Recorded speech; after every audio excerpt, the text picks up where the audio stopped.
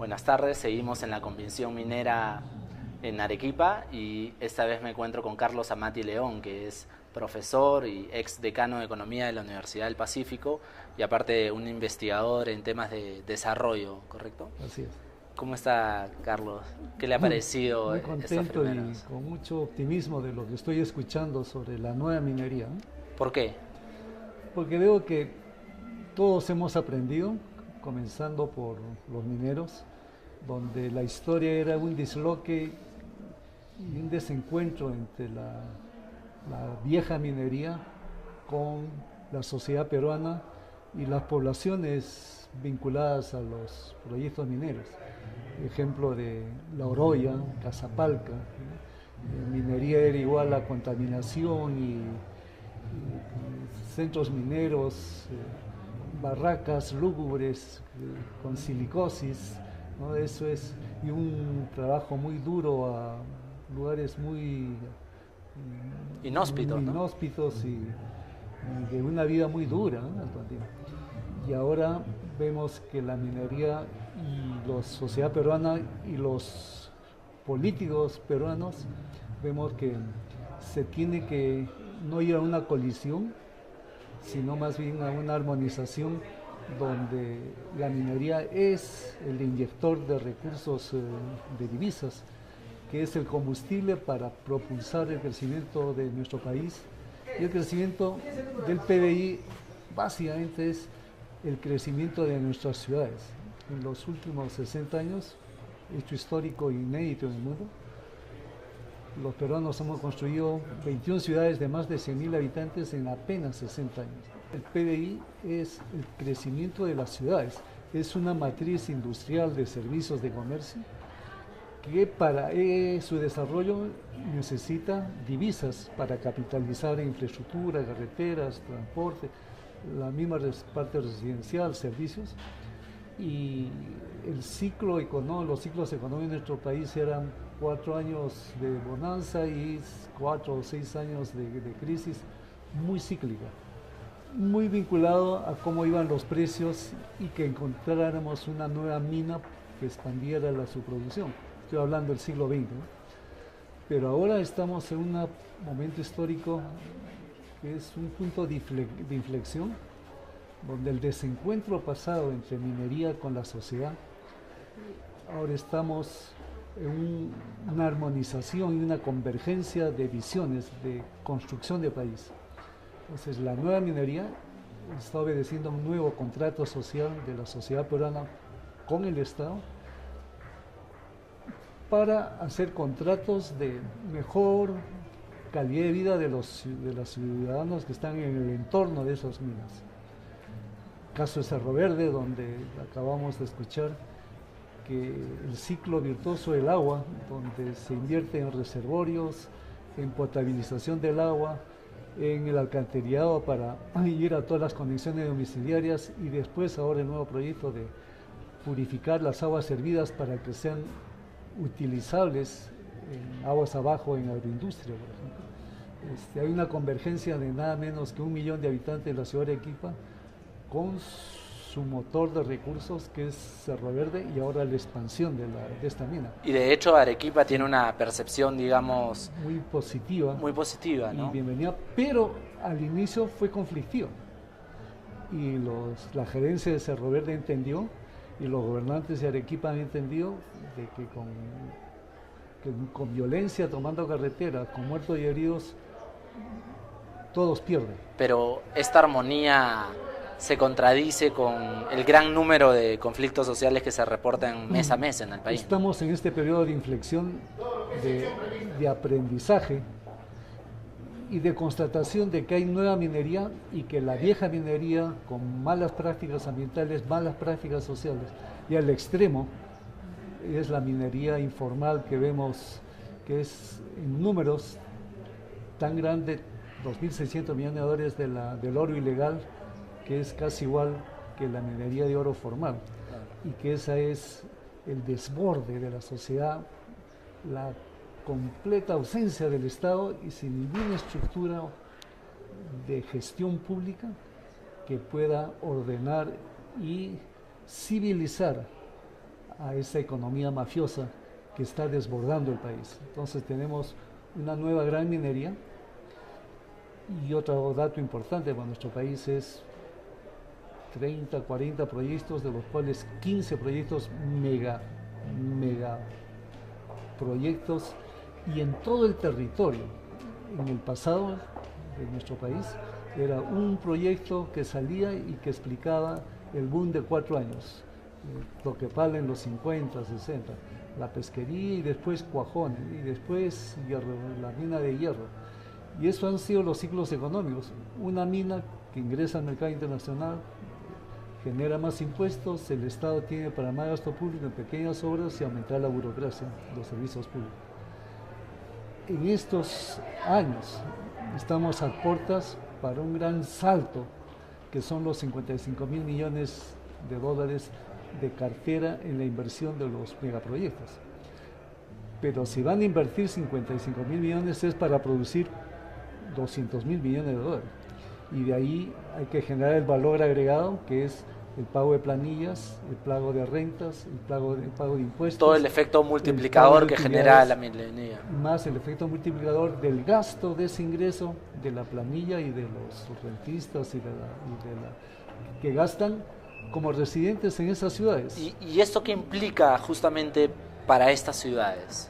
Que la oportunidad de construir estados locales, regionales, articulados con el nacional, para hacer un planeamiento urbano de largo plazo, para evitar lo que ha ocurrido en los últimos 50 años, donde la minería ha dado shocks de capitalización, pero tenemos una Lima de 9 millones de habitantes, con el perfil del Cerro San Cosme y La Parada, que no ha sido el objetivo deseado hace 40 o 50 años por toda la clase política y la sociedad peruana. Nadie deseó llegar a 9 millones. Más bien el discurso político de la clase académica y dirigente y política del país era desconcentrar y descentralizar. Y después de estos 50 años tenemos un país súper concentrado y con unas economías anémicas, locales, con calidades de vida de tercer mundo. Entonces, ¿por qué es que ha sido rebasado la dirigencia peruana y el Estado? Arequipa nadie planeó tener más de 1 millón de habitantes, con los conos como vemos. Entonces ahora tiene que invertirse en planeamiento urbano con fortalecimiento de la gestión pública de las ciudades. Nuestro ministerio encargado de eso es el Ministerio de Vivienda, y el punto no son viviendas, no son barrios, sino es planeamiento urbano.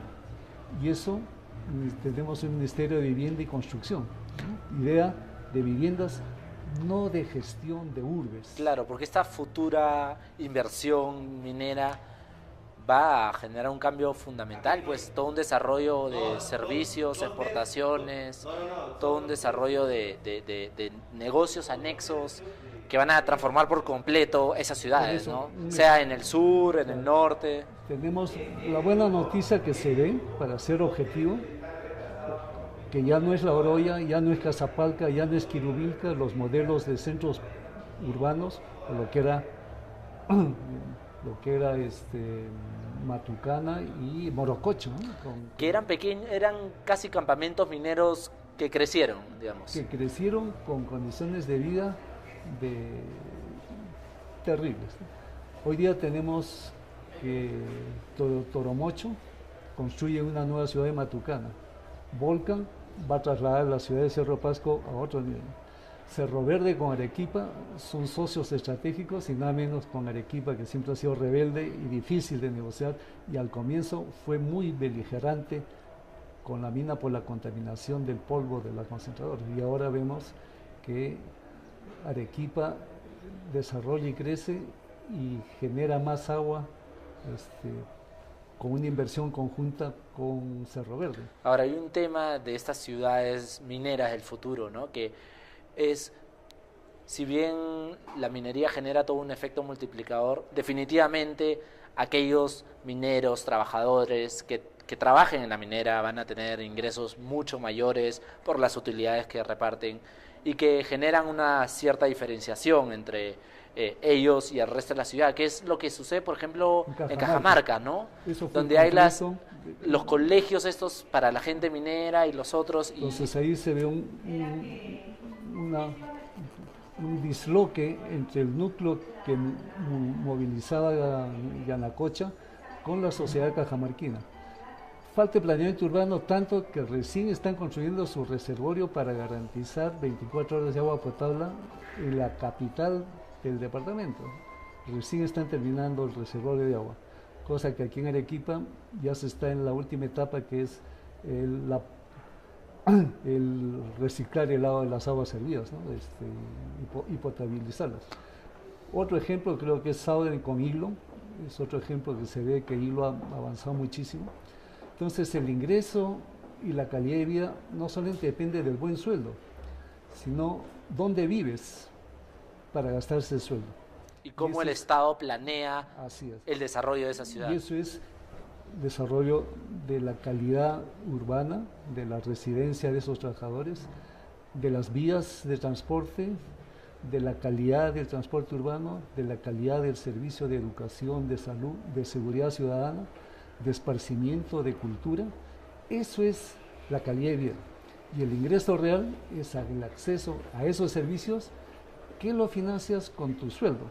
Pero tener un sueldo extremo para vivir en una barriada o para vivir en La Oroya, con silicosis, para ponerlo en términos de caricatura, entonces ahí el promedio de esperanza de vida de los trabajadores era bajísimo, ¿no?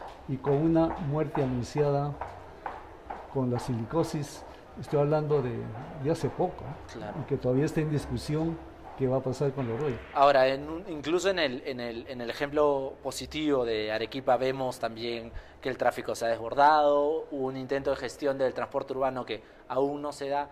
¿Usted, digamos, de cara al futuro de estas ciudades mineras, es optimista o cauteloso? Optimista, porque ya veo que, un ejemplo que yo puse en una reunión con la Cámara de Comercio hace unos 2 años, que el gran deseo de los arequipeños, soy de Arequipa, desde chico era vivir en Cerro Alegre, era lo máximo donde está el hotel de turistas.